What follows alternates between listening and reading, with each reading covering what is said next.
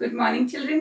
आज हम लेकर आए हैं आपके लिए आपके इस पाठ का एक और अभ्यास, यानी कि चलो उड़ चलें। इस कविता का एक प्रश्न संबंधी अभ्यास जो कि आपको दिया गया है पेज क्रमांक 37 यानी कि 37 पर।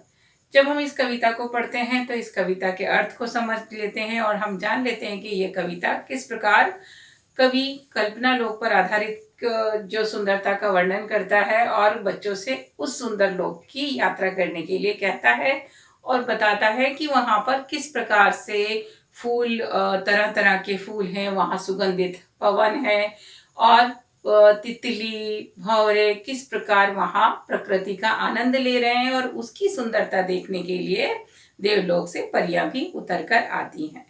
तो चलिए इस कविता को पढ़ लेने के बाद, इसको समझ लेने के बाद अब बारी आई है प्रश्न संबंधी अभ्यास की, जो कि आपको दिया गया है पेज नंबर 37 पर। आप देख सकते हो यहाँ पर प्रश्न संबंधी दो अभ्यास दिए गए हैं। एक आप देख रहे हो कि मौखिक है और दूसरा लिखित है। तो इस बार हम क्या करेंगे, जो प्रश्न के मौखिक रूप है, जो यानी कि मौखिक प्रश्न है, उनको भी लिखेंगे। लेकिन ये जो मौखिक अभ्यास है, चूंकि किताब में लिखने के लिए इतना जगह नहीं है, तो आप लोग इन मौखिक प्रश्नों को पढ़ेंगे और अपनी कॉपी में लेखबद्ध करेंगे। उत्तर हम आपको यहाँ बोर्ड पर लिखवा रहे हैं।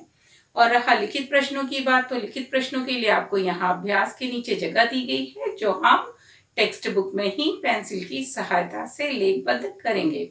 तो अब बात करते हैं प्रश्नों की, जो कि है मौखिक। पहला प्रश्न, बच्चे उड़कर कहाँ जाना चाहते हैं? बच्चे उड़कर कहाँ जाना चाहते हैं? तो बच्चे उड़कर यहाँ इस कविता में कल्पना लोक में जाना चाहते हैं। कौन सा कल्पना लोक? कौन सी उनका कल्पना सोच की दुनिया है जहां सुंदर घाटी है, और वो घाटी किसकी है? फूलों की। तो हम उत्तर को किस प्रकार लिख सकेंगे कि कल्पना लोक की सुंदर घाटी में।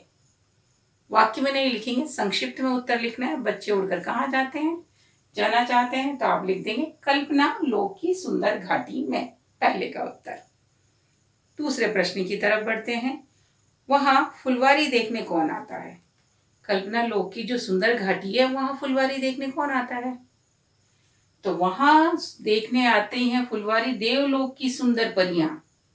देवलोक यानी आसमान से जो परियां हैं, वो उतरकर वहां घाटी की सुंदरता देखने आती हैं। तो हम उत्तर में लिख देंगे देवलोक की सुंदर परियां उस घाटी की सुंदरता देखने आती हैं। अंतिम प्रश्न यानी कि तीसरा प्रश्न है, फूलों की घाटी की जो है वो विशेषता क्या है? विशेषता यानी वहां ऐसी क्या बात है जो उसे और भी ज्यादा अच्छा या अलग बनाती है, खास बात। तो फूलों की घाटी की विशेषता क्या है? वहां की सुंदरता। वो इतनी खूबसूरत, इतनी सुंदर वादी है कि सब उसे देखकर आश्चर्यचकित रह जाते हैं। तो वहां की सुंदरता और सुगंधित पवन।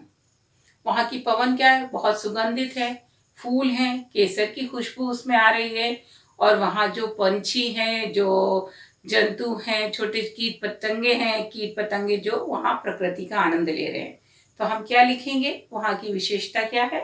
वहां की सुंदरता और सुगंधित पवन वहां की विशेषता है। चौथे प्रश्न में उन्होंने मौखिक में कहा है कविता याद करके सुनाओ। तो ये काम अब किसको करना है? आपको इस कविता को कंठस्थ करना है, याद करना है। यानी कि क्योंकि ये कविता 5 पद्यांश की है, यानी कि 5 छोटे छोटे पैराग्राफ दिए गए हैं, तो आप इनकी किन्हीं 8 लाइनों को, यानी कि 2 पद्यांश को याद कर सकते हैं। कंठस्थ करना है क्योंकि जब आप कविता को पढ़ते हो तो उसके शब्दों का अभ्यास करना जरूरी है। यदि आप कविता को ठीक प्रकार से पढ़ेंगे, उसके शब्दों का उच्चारण ठीक प्रकार से कर पाएंगे, तो आपको उसके अर्थ को समझने में और प्रश्नोत्तर संबंधी अभ्यास को करने में भी आसानी होगी। तो ये अभ्यास मौखिक प्रश्न संबंधी अपनी कॉपी में लेखबद्ध कीजिए और कविता की 8 लाइनें कंठस्थ कीजिए। हम आपसे मिलेंगे आगे के मॉड्यूल्स में। तब तक के लिए टेक केयर, बाय।